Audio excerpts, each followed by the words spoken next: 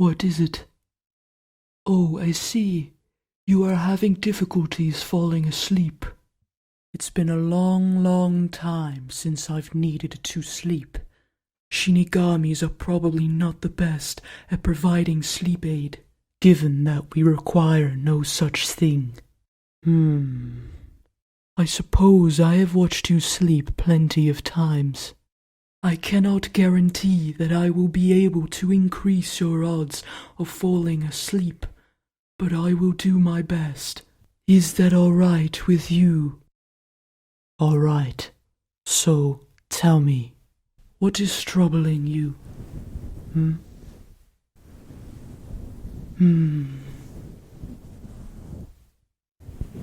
I see. So you have too much on your plate at the moment, and your thoughts are racing. Is that right? And that is why you can't seem to drift off to sleep. If I recall correctly, you have fond memories of having a person read you a bedtime story. Isn't that right? How does it sound to you if I read you a story then? Maybe that will be enough of a distraction from your worried mind. Okay, I will do that for you. How about this one? Not quite.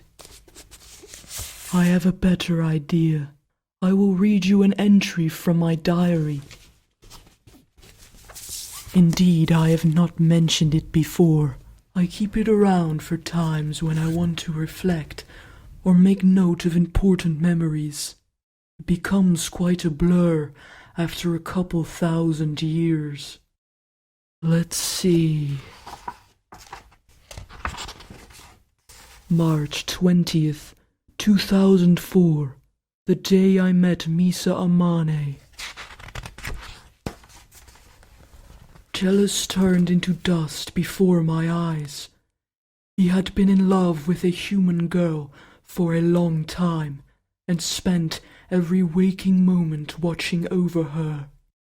Being rather bored, I became curious of the girl and decided to join Jealous occasionally. One day, I joined Jealous as I usually would when I noticed the girl's lifespan was mere seconds long. She was in an alleyway, and a stalker was coming at her in a drunken stupor. Without even thinking, Jealous did something that we Shinigami must never do. Jealous used his death note to kill the man instantly, and therefore saved the girl's life. It was the wrong thing to do. Shinigami exist only to shorten and take human lives.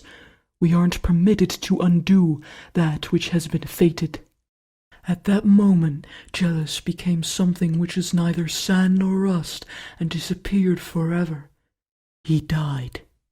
The only reminder of his existence was his death note, left behind. The rest of his lifespan was added to hers, so not only had he saved her life, he'd accidentally extended it well beyond its natural end. It was then that I realized how Shinigamis are killed, by love. Seeing as he loved her enough to die for her, I felt that it was only right for the young girl to have the death note. I initiated my flight to the human realm to give it to her, but admittedly I had begun to grow fond of the girl myself. The journey to the human realm was unremarkable, though I couldn't help but imagine how the girl would react to me. Humans can be rather unpredictable, some taking it worse than others.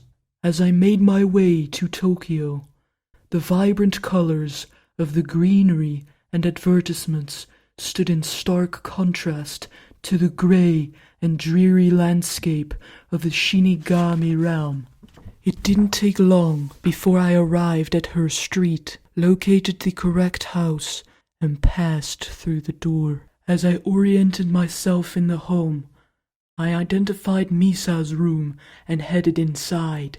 I felt that the room was quite small, seeming larger from a bird's eye view, but the thought left as quickly as it came, and my eyes landed on Misa lying on her bed, focused on her laptop. I did not want to scare her, but I knew it would be difficult to prevent. I decided to place Jealous's death note on her pillow so that she would run into it on her own. Once she would touch it, I would become visible to her. Some time passed, and she sat up on the edge of her bed. She stretched her arms, and my body stiffened slightly. To my surprise, she didn't notice the notebook at all. She walked out of her room and headed downstairs in her usual carefree manner. I followed her around for a while, until she finally went back into her room. This time, noticing the notebook almost straight away, she seemed mostly unbothered, heading straight for the notebook to inspect it.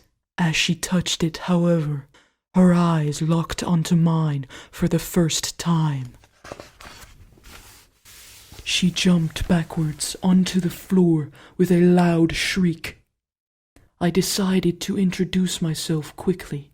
I explained where I came from and why I wanted her to have the notebook.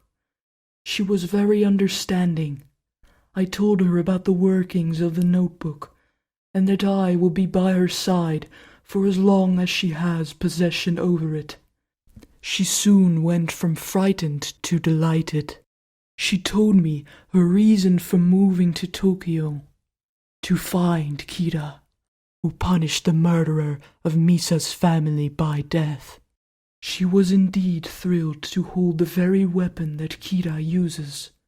While I am unsure if this Kira is worthy of her love, seeing her happy is what matters to me the most. Perhaps Jealous did not undo what was fated. Perhaps his fate was to lead me straight to Misa Amane. Well, what did you think? Sweet dreams, little one.